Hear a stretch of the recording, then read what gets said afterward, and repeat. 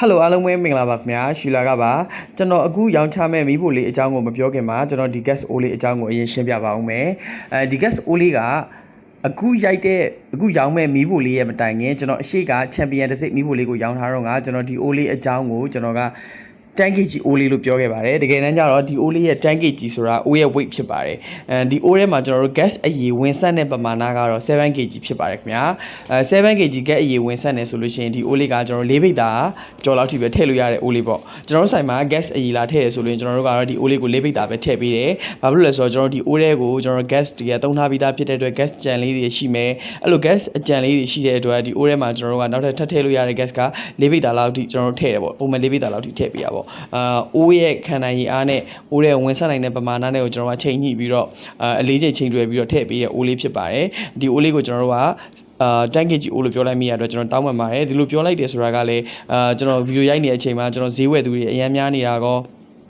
ပြီးတော့ကျွန်တော်ဒီဗီဒီယိုထဲမှာရှင်းပြခြင်းတဲ့အကြောင်းအရာများစွာရှိနေတာကြောင့်ရောဖြစ်ပါတယ်ခင်ဗျာနားလည်ပေးကြပါအောင်เนาะကျွန်တော်အခုမီးဖိုလေးကိုဆက်ပြီးတော့ရောင်းချပေးမှာဖြစ်ပါတယ်ခင်ဗျာဒီမီးဖိုလေးကတော့ Eco Desert တဖို့ရဲ steam မီးဖိုလေးဖြစ်ပါတယ်ခင်ဗျာ steam ဆိုပေမဲ့သူက steam ဒီမီးဖိုကြီးရဲ့တစ်ခုလုံးက steel body မဟုတ်ပါဘူးခင်ဗျာသူ့ရဲ့ဒီမြင်နေရတဲ့ဒီအရှိမျက်နှာစာတစ်ချမ်းတွေက steel ပေါ့နော်အခုကျွန်တော်ပြနေတဲ့နေရာ steel ဖြစ်တယ်ပြီးတော့အပေါ်ရန်ကလည်း steel ဖြစ်ပါတယ်ဒါပေမဲ့သူ့ရဲ့ဒီ bay line လေးတွေကတော့ကျွန်တော်တို့တန်အထူသားလေးကိုသုံးပေးထားတာဖြစ်ပါတယ်ခင်ဗျာတန်အထူသားကိုသုံးပေးပြီးတော့သူကဆေးအရောင်လေးမှုတ်ထားပြီးတဲ့မီးဖိုလေးပေါ့အဲကြတော့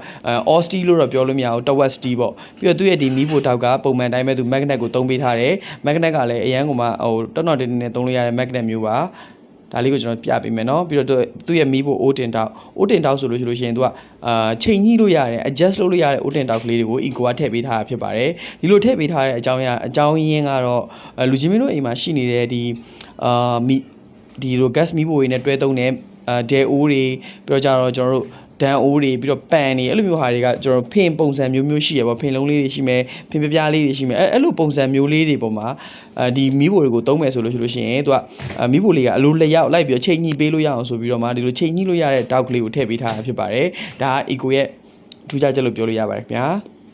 ကျွန်တော်ဒါလေးကိုသဘောကျပါတယ်နောက်တစ်ခုကကျွန်တော်တို့အိုးတင်တောက်လေးရှိမယ်ပြီးတော့ကျွန်တော်တို့ဒီမှာပါတဲ့သူ့ရဲ့မီးခွင်းလေးတွေပေါ့ဒီမီးခွင်းလေးဆိုလို့ရှိရင်ရွှေရောင်တောက်လေးတွေကိုသုံးထားတယ်အရန်ကောင်းပါတယ်ပြီးတော့တထုအမာလေးဖြစ်ပါတယ်ခင်ဗျာမီးထွက်ကကြတော့ကျွန်တော်ဒီလိုမီးထွက်လိုင်း2လိုင်းနဲ့ပေါ့မီးလိုင်းအကြီးပါမယ်မီးလိုင်းအသေးပါမယ်အထက်မှာပါတဲ့ Banjuri ဆိုလို့ရှိရင်လည်းဒီ gas ထွက်အောင်ထိန်းပြီးလို့ရအောင်သူက gas line 2လိုင်းနဲ့သွားမယ်ပြီးတော့သူ့ရဲ့အောက်မှာဆိုလို့ရှိရင် gas ကိုကျွန်တော်တို့အတိုးအလျှော့လုပ်လို့ရတယ်လေပါလေးလည်းပါမယ်ပြီးတော့အထဲမှာဆိုလို့ရှိရင် gas ကိုကျွန်တော်ဒီ O ကနေပြီးတော့ pipe line တစ်ဆင့်တည့်ပေးမယ်တော့ G pipe ဒီမှာ G pipe လေးဆိုလို့ရှိရင်လည်းထူထဲလေးကိုသုံးပေးထားဖြစ်ပါတယ်ခင်ဗျာ G pipe လည်းကောင်းမယ်ဒီလိုမျိုး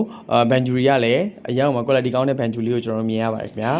အထက်မှာပါတဲ့ G pipe ကလည်းအရင်က quality ကောင်းတယ်လို့ကျွန်တော်ခံစားရပါတယ်ခင်ဗျာ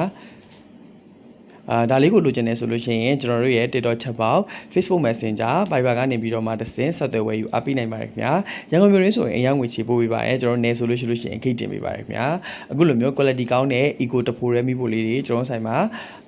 stock အများကြီးတော့မရှိဘူးဒါလေးကိုကျွန်တော်အခုမှဆန်းရောင်းကြည့်ရဖြစ်ပါတယ်အားလုံးကိုကျေးဇူးပါရွှေလာပါခင်ဗျာ